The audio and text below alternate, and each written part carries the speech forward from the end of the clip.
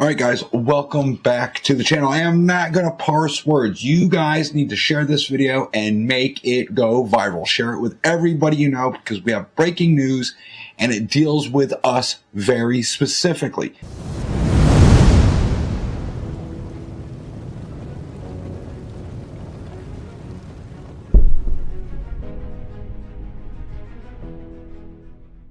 Okay, so we all know that in the Second Circuit Court of Appeals, Grant v. Lamont was going on.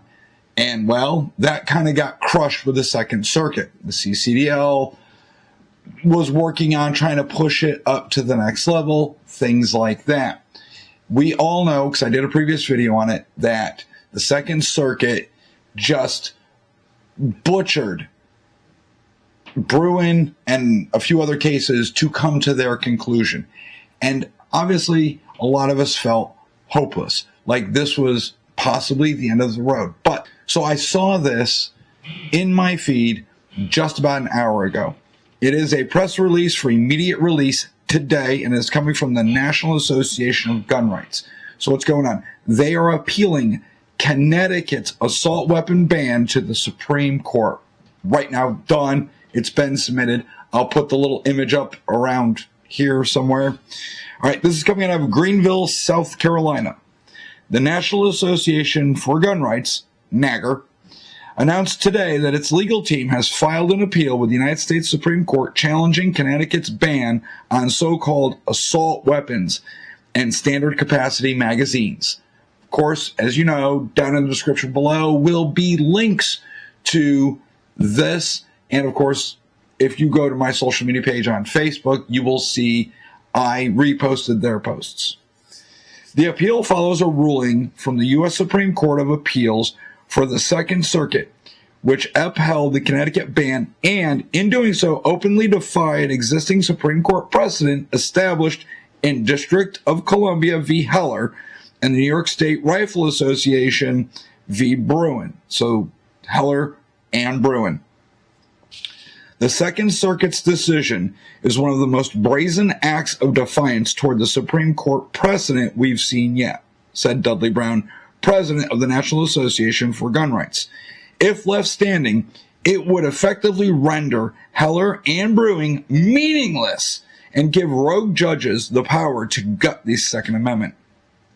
NAGR's case, the National Association for Gun Rights v. Lamont, is widely considered a key test for whether the Supreme Court will finally address the constitutionality of bans on AR-15s and similar firearms. Justice Brett Kavanaugh recently remarked that the court should and likely will address the AR-15 issue soon, in the next term or two.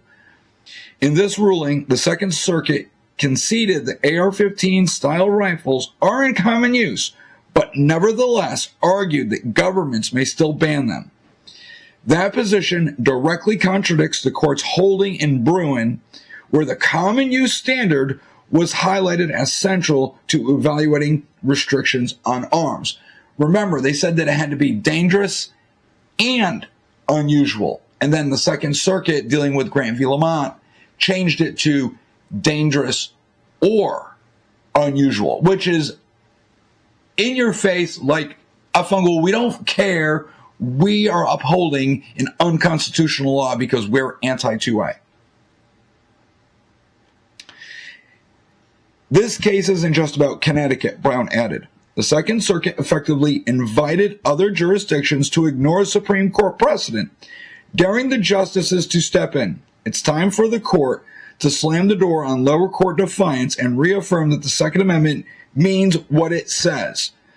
If the Supreme Court grants review, the case would become the defining battle over the legality of so-called assault weapon bans nationwide, with sweeping consequences for the future of gun rights in America. Okay, so for more information, you go to media@gunrights.org. So they also put this out, and I did share it on my Facebook page for Gun Guru Actual. This is one of the cases that Justice Kavanaugh named that SCOTUS was watching specifically. Now is the opportunity for them to act. So let's see what happens. I'm not saying that it's a guarantee, but We are heading in the right direction. And the name of this case specifically is going to be the National Association for Gun Rights and Tony Teresa Spera Flanagan, who is the petitioner, versus Ned Lamont in his official capacity as the governor of the state of Connecticut. There you go, guys.